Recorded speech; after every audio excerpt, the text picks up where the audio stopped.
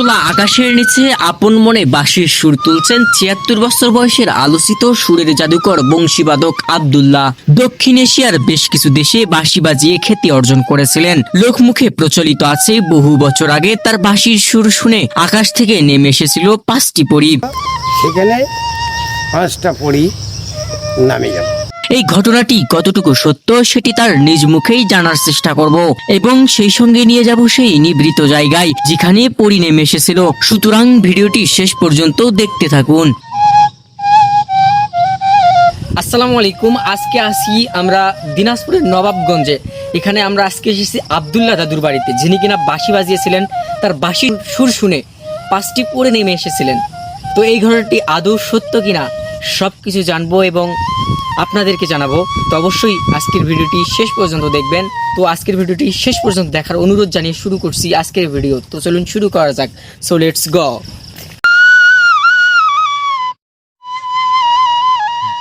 চাচা জগন্নাথপুর কোন দিকে? এটাই ওই যে বাঁশি বাদক আছে না আব্দুল্লাহ, সে না আছে? কোন দিকে বাসা? ওই যে কালার বিল্ডিংটা আছে না, ৩ তলা। হ্যাঁ হ্যাঁ, ব্লু কালার। ওই পাশে ঘুরে যায় পাশে আছে ওখানে। ওকে ঠিক আছে।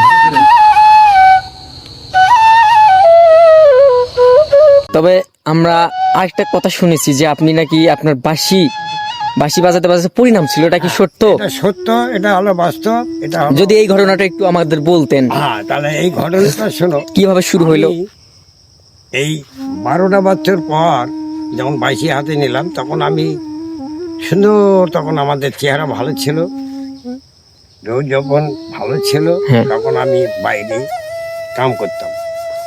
এই কাম করতে করতে আমি ওই বাঁশি নিয়ে রাত্রে ধরো রাত 9টার দিকে আমি চলে যাই। রাতের বেলা? হ্যাঁ, রাতের বেলা 9টার দিকে আমি চলে যাই। গৃহস্থর বাড়ি থেকে আমি বাসায় চলে যাই। মানে আগে গৃহস্থ দিতেন? হ্যাঁ, অন্যের বাড়ি কাজ করতেন? হ্যাঁ, কাজ করতাম। তখন এই কাজ করতে করতে ওই ধরো পাথারের মধ্যে আমাকে আরো করে দেয়। সেটা কি এলাকায় নাকি অন্য জায়গায়? এটা আমাদের এলাকার ভিতরে, মানে এই এলাকাতেই? এই এলাকাতেই, মানে নবাবগঞ্জের ভিতর নয়, এটা হলো আমাদের ওই সাইড হবে। ফতেপুর মারাসের এলাকায়। ফতেপুর মারাস আমাদের এই এলাকায়। বুঝতে পারছি। তো এখন ঘটনা হলো সেখানে 5টা পরী নামে গেল। আইসা আমাদের কথায় দূর থেকে বলছে যে দাদু তুমি একটু বাঁশি বাজাও, আমরা শুনি।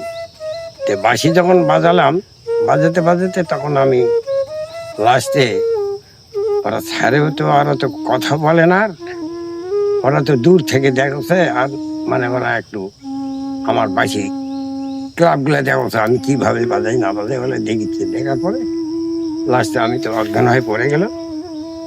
শেষ পর্যন্ত আমাকে ওখানে কি যেন দিয়ে গেছে সেটাও আমি নিতে পারিনি, ওরা চলে গেছে। তারপর এখন বাইরের লোক আসে, যারা কি পাচ্ছে না পাচ্ছে, আজ আমাকে যারা এখানে পড়ে আসিস কেন বলছে? হ্যাঁ ভাই, আমি তো অজ্ঞান হচ্ছে, আমি বলতে পারি না কি হয়েছে না হয়েছে, আমি বলতে পারি না, কিছুই বলতে পারি না। 5টা পরী দেখলাম, এটাই আমি জানি, এটাই আমি বলছি, আর তাছাড়া কিছু বলতে পারি না। আবহমান গ্রাম বাংলার প্রত্যন্ত অঞ্চলে ছড়িয়ে ছিটিয়ে আছে অসংখ্য প্রতিভাবান মানুষ, যারা কোনো স্বীকৃতি বা প্রত্যাশা ছাড়াই সারা জীবন শিল্প ও সংস্কৃতিকে বাঁচিয়ে রেখেছেন। তাদের মধ্যে একজন দিনাজপুর জেলার নবাবগঞ্জ উপজেলার জগন্নাথপুর গ্রামের সুরের জাদুকর বংশীবাদক আব্দুল্লাহ। 12 বছর বয়সে রাখালের কাজ করতে গিয়ে অন্য রাখালের বাঁশির সুর শুনে বাঁশির প্রেমে পড়ে যান আব্দুল্লাহ। আর ঠিক তখন থেকেই বাঁশি বাজানো থেকে বাঁশি বানানো এবং দেশে বিদেশে কুরিয়ার সার্ভিসের মাধ্যমেই বিক্রি করে থাকেন। আমি নিজে হাতে তৈরি করি, নিজে হাতেই, মানে নিজে হাত দিয়ে তৈরি এগুলো? হ্যাঁ, নিজের হাতে তৈরি করি এবং আমি এগুলা বাজাই এবং আমি এগুলা বাইরে কুরিয়ার সার্ভিসে আমি পাঠাই, মানে কুরিয়ার সার্ভিসে বিক্রি করে থাকেন? বিক্রি করি। যদি আমাদের ভিডিও দেখে নিতে চায় তারা কুরিয়ার সার্ভিসে পাবে? হ্যাঁ, পাবে। তারা আমার নাম্বার থাকবে, আমার সব কিছুই থাকবে। তা তো অবশ্যই।